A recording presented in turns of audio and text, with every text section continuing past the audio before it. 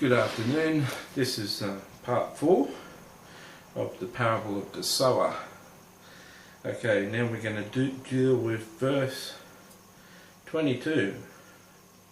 Now he who has received seed among the thorns is he who hears the word, and the cares of this world and the deceitfulness of riches choke the word, and he becomes unfruitful. Okay, now what are the two things that become the thorns? The cares of this world and the deceitfulness of riches become the thorns that choke the word, and he becomes unfruitful. The person who the word was preached to becomes unfruitful. What's unfruitful? Well,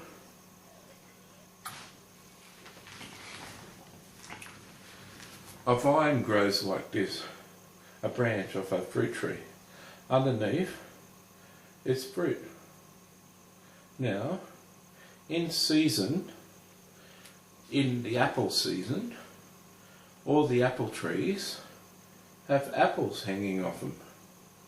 Now, if you come along and see a tree in the middle of apple season in an orchard, and it's got no fruit on none of its branches, that's an unfruitful tree.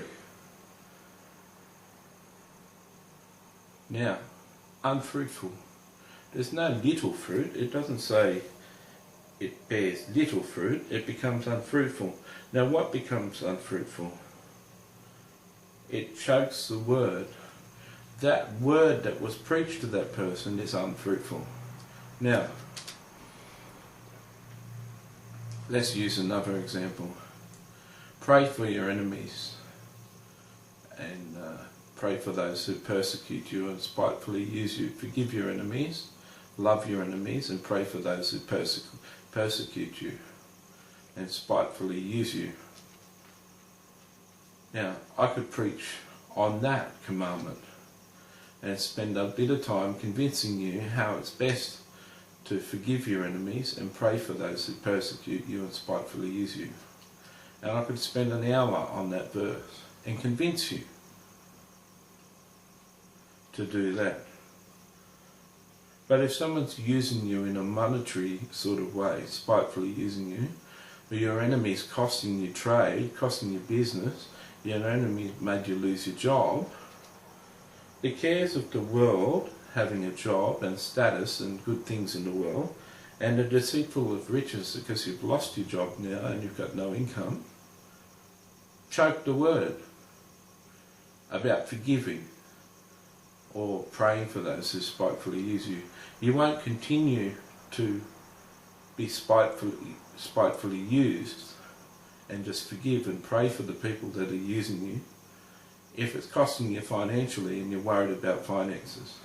If you're worried about riches and wealth, you won't let a person continue to spitefully use you. So that's an example of how that word I spent an hour preaching could become unfruitful in your life. Now, not all words may become unfruitful in your life. Not all messages may become unfruitful. But a vast majority of sermons being preached these days aren't being applied. So they are pretty unfruitful. Okay. I find it very amusing that 5 minutes after a sermon, people can be discussing the football game that's going to be played that night or on the weekend. In church, in God's church. You know, he declares the day, the Sabbath, a day of rest, a day of commitment to God, and they're talking about the football. Okay, but let's use our example of giving to everybody who asks of you. Now, if giving to everybody who asks of you starts costing you $10, $20, $30 a week, you might have to start buying lesser brands. You might have to stop going to the movies as often. You might have to stop going out for dinner as often.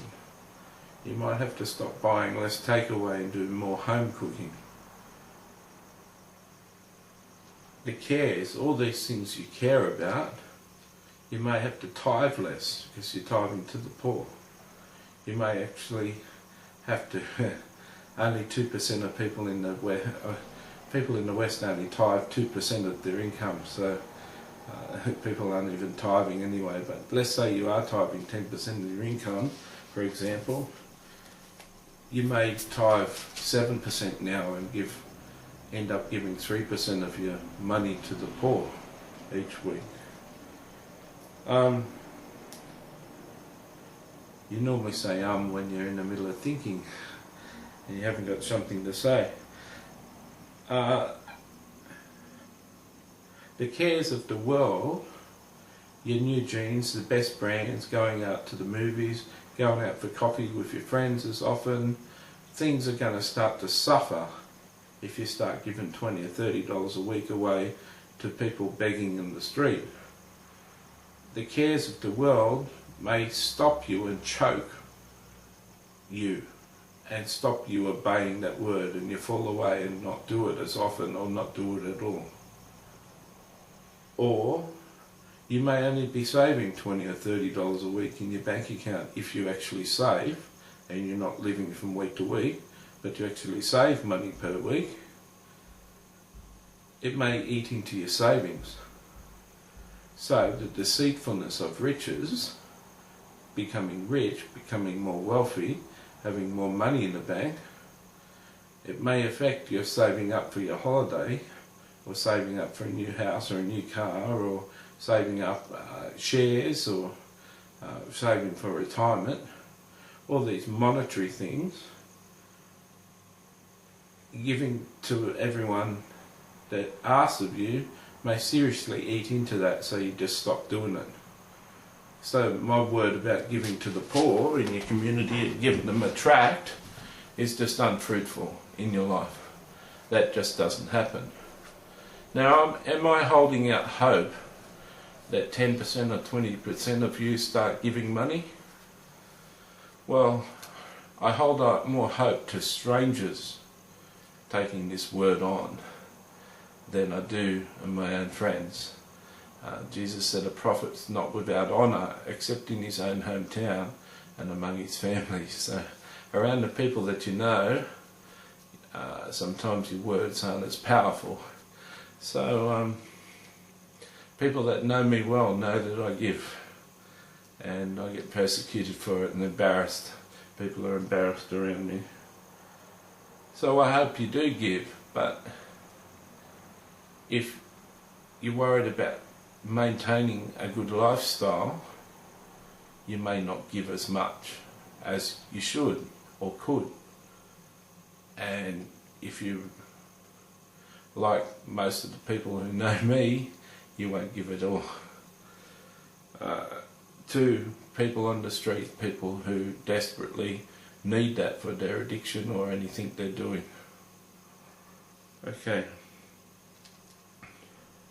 I'll accept all comments on my YouTube channel and on my page about how wrong I am, and I'll try and respond to everyone, and may even do a video response to the objections, so that people can have a weighty discussion on what I've got to say. Okay, so have you caught that? Any word, any act of righteousness, any act of obeying the Bible can be choked by people wanting to be part of the world and wanting to be rich. How is this so? Well, there's a verse that says quite clearly, "You ask amiss and you do not receive, because you ask amiss that you may spend it on your pleasures. Adulterers and adulteresses, do you not know that friendship with the world is enmity with God? Whoever therefore wants to be a friend of the world makes himself an enemy of God."